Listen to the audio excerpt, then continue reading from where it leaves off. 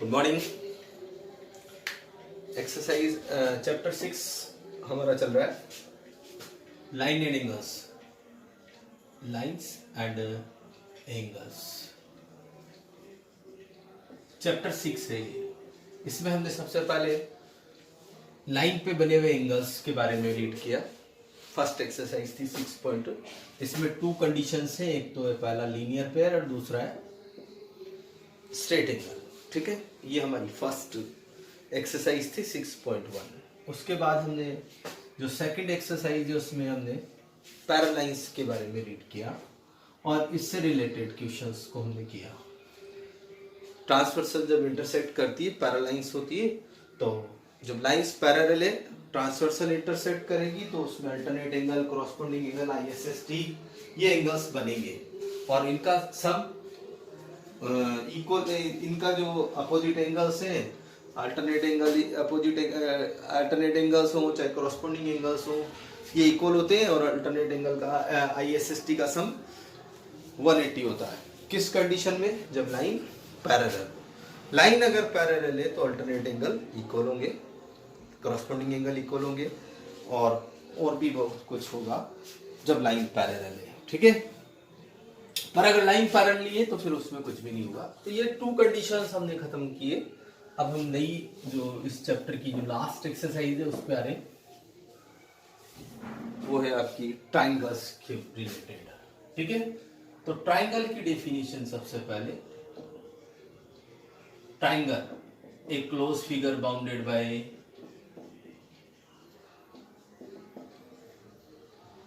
a closed figure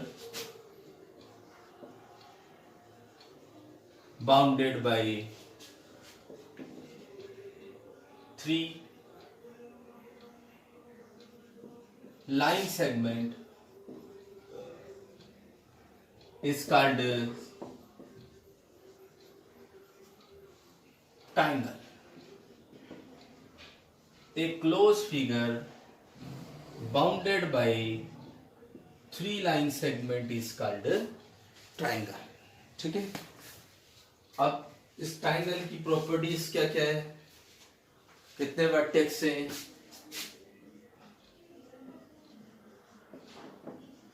properties of triangle. First है it has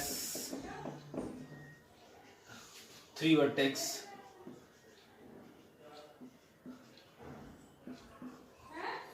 three vertex है। ठीक है, और 3 वर्टेक्स है और इसमें 3 वर्टेक्स में इस वाले डायग्राम में है A, B एंड C। ठीक है, it has 3 vertex A, B and C। Okay, it has 3 arms, 3 arms side से, 3 साइड से वो है AB, BC एंड AC। ठीक है, it has 3 angles, it has 3 angles. Angles A का पूरा नाम है BAC, B का कंप्लीट नेम है ABC एंड C का जो कंप्लीट नेम है ACB या BCA। दोनों तरीके से बोल सकते हो आप। अगर हम A का नाम बोलेंगे तो A को सेंटर में रखेंगे, B से स्टार्ट करेंगे और C पे फिनिश करेंगे, BAC या CAB। ठीक है, अब B का हम कंप्लीट नाम बोलेंगे, वैसे एंगल B भी बोलते हैं पर शॉर्ट नेम है ये। अगर कंप्लीट नेम है तो एंगल्स में 3 वर्टेक्स होते हैं, उसमें जो सेंटर पे जो वर्टेक्स होता है उस पे एंगल कंस्ट्रक्ट होता है, उस पे एंगल बनता है।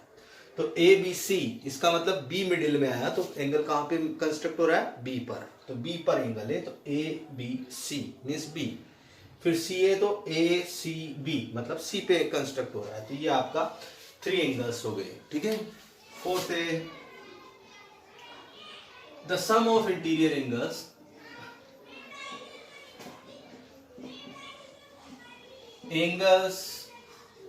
Of a triangle is 2 right angle या 180 degree. The sum of 2 angles, sum of 3 angles, interior angles of a triangle is 180 degree, ठीक है। The sum of interior angles of a, 3 interior angles होते हैं, 3 angle है, ठीक है। तो उनका सम कितना होता है, 180 होता है। Angle A plus B plus C is equal to 180 degree. 3 angles है और तीनों का सम मिलाकर कितना हो गया, 180, A plus B plus C is equal to 180 degree. तो ये आपकी प्रॉपर्टीज है, ठीक है। अब प्रॉपर्टीज के अलावा इसमें इसके टाइप्स क्या है, कितने टाइप्स हैं, फिर उनकी प्रॉपर्टीज अलग लगेगी। तो चलिए सर हम इसके टाइप्स लेते हैं। 6 टाइप्स हैं, types of triangles. Types of triangles,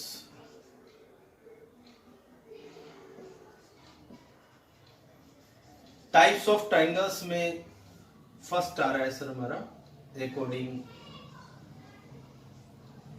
two angles ले लो या साइड्स ले लो, साइड्स के अकॉर्डिंग, ठीक है। तो फर्स्ट है scaling.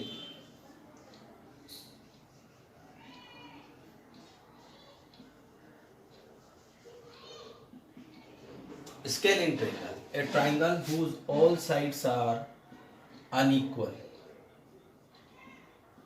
A triangle whose all sides is unequal. A triangle whose all sides is unequal is called scaling triangle, ठीक है। सेकंड है isosceles triangle. Isosceles triangle, a triangle whose two sides, a triangle whose two sides, a triangle whose two sides are equal is called isosceles triangle.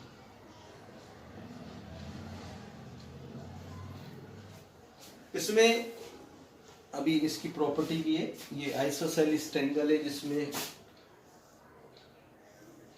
ये आपका 2 sides equal है, ये unequal है, ठीक है। तो ये दोनों एंगल भी इक्वल होंगे, ये प्रॉपर्टी है इसकी, ये भी लर्न करना। आइसोसेलिस ट्रायंगल में होगा क्या है, ये नोट लिख लो इसमें। Opposite angles of equal sides of a triangle is equal। अगर साइड इक्वल है तो अपोजिट एंगल इक्वल होते हैं, और अगर अपोजिट एंगल इक्वल है किसी ट्राइंगल में, केवल ट्राइंगल में होना चाहिए, ऐसा नहीं हो कहीं भी आप सर ये 2 अपोजिट एंगल है और इक्वल है, 2 एंगल्स इक्वल है तो इनकी अपोजिट साइड इक्वल होगी, नहीं सर, ये ट्राइंगल की प्रॉपर्टी है। अगर ट्राइंगल में 2 एंगल्स इक्वल है तो उनके सामने वाली साइड इक्वल होगी, अगर साइड इक्वल है तो अपोजिट एंगल्स इक्वल होंगे। तो ये नोट लिख लीजिए, opposite angles of equal sides of a triangle are equal. So यहाँ पे ये लिख सकते हो आप, angle B equals to angle C, उसके सामने वाला, अगर ए बी के सामने वाला सी और बी ए सी के सामने वाला बी, ये दोनों इक्वल होंगे। तो ये आप लोग लर्न करना, इसका यूज है बहुत ही ज्यादा, ठीक है। यहाँ तक कंप्लीट करो, फिर आगे लिखते हैं।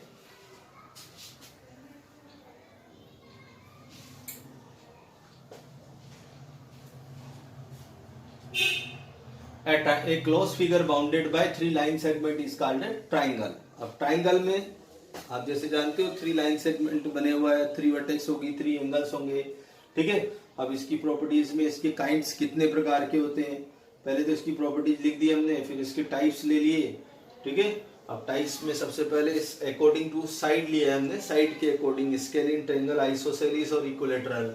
फिर अकॉर्डिंग टू एंगल्स लेंगे, ठीक है, वो भी ये तो हो गया आपका अकॉर्डिंग टू साइड्स।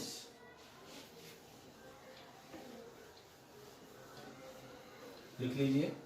चलिए अब आता है थर्ड वाला, अकॉर्डिंग टू साइड्स। ये तो चल ही रहा है अकॉर्डिंग टू साइड्स, तो अकॉर्डिंग टू साइड तो चल ही रहा है। Equilateral triangle low,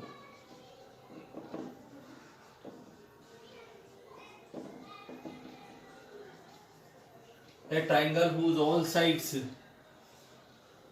is equal, a triangle whose all sides is equal is called a triangle whose all sides is equal is called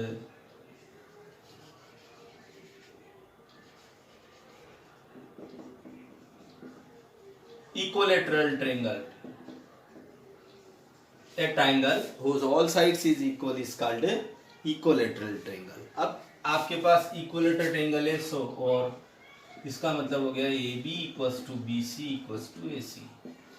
और अगर ये इक्विलैटरल ट्रायंगल है तो इसके सामने वाले angle so angle A equals to angle B equals to angle C। ऐसा क्यों? क्योंकि अभी लिखा है opposite angle of equal sides of a triangle is equal. अगर ये दोनों साइड इक्वल है तो इसके सामने वाला एंगल ये। कंप्लीट कर लो इसको। फिर नेक्स्ट आती इक्विलैटरल ट्रायंगल है, triangle whose all sides is equal is called equilateral triangle. तो AB BC और AC इक्वल है, तो एंगल A एंगल B और एंगल C तीनों क्या हो जाएंगे? इक्वल हो जाएंगे। ठीक है, angle A equals to angle B equals to angle C। समझ में आ गया? फिर आते हैं अकॉर्डिंग टू एंगल्स। ये प्रॉपर्टीज लर्न करना आप लोग, फिर उसके बाद ही हम एक्सरसाइज स्टार्ट करेंगे। ज़्यादा बड़ी नहीं है, इजी एक्सरसाइज है। एक दो क्वेश्चंस थोड़े लंबे हैं, बाकी तो सब इजी है। ठीक है, चलिए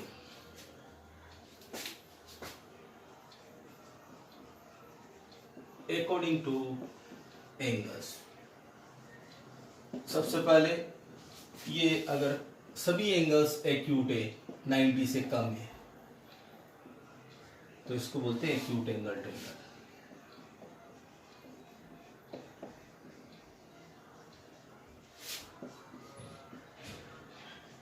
एक्यूट एंगल ट्रायंगल मीन्स सभी angle, a triangle whose A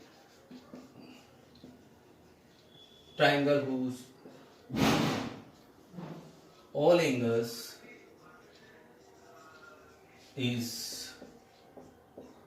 less than 90 degree।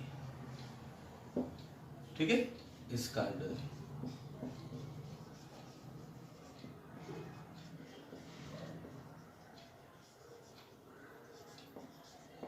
a triangle whose all angle is less than 90 degree is called acute angle triangle। Second है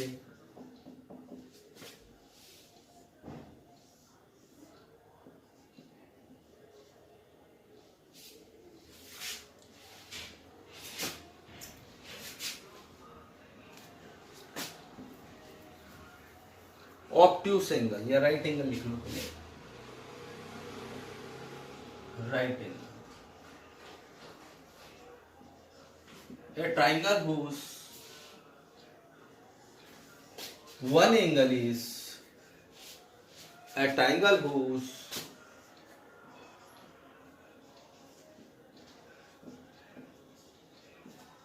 one angle a triangle whose one angle is 90 degree is called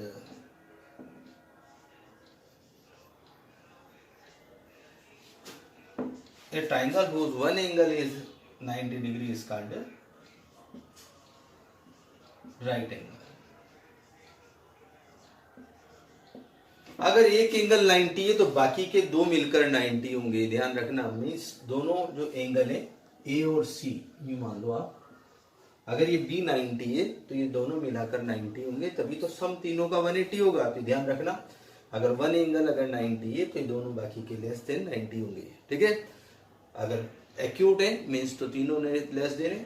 कभी भी एक triangle में दो obtuse angle या to right angle नहीं होते हैं, ध्यान रखना, क्योंकि टू अगर 180 90 मिलाकर 90 प्लस 90 मिलाकर 180 हो गया तो थर्ड एंगल क्या जीरो होगा? कि नहीं सर, ऐसा नहीं है, थर्ड एंगल जीरो नहीं होगा। इसका मतलब थर्ड एंगल भी कुछ होगा, और थर्ड एंगल कुछ होगा तो इसका मतलब है कि वो टू एंगल का सम कभी भी कितना नहीं होगा? 180 नहीं होगा। तो इसलिए टू एंगल्स, अगर वन एंगल राइट एंगल है तो बाकी के टू एंगल एक्यूट होंगे। फिर आएगा obtuse angle triangle. A triangle whose, ये एक ट्राइंगल है, उसमें वन एंगल, बाकी के टू तो ठीक है, ये आपका मान लो 120 डिग्री है, ए बी सी, ठीक है। तो A B C three angles है, इसमें बी कितना है? 120 डिग्री। तो ए ट्राइंगल whose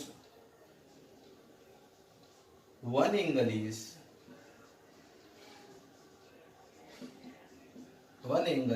obtuse, ठीक है, इसका ऑब्ट्यूस एंगल ट्रायंगल।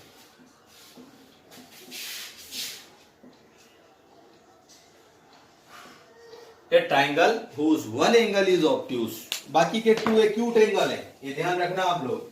वन ही एंगल, थ्री एंगल्स का सम 180 होता है, ये हमने कल प्रूव किया था। थ्री एंगल्स का सम कितना होता है? 180।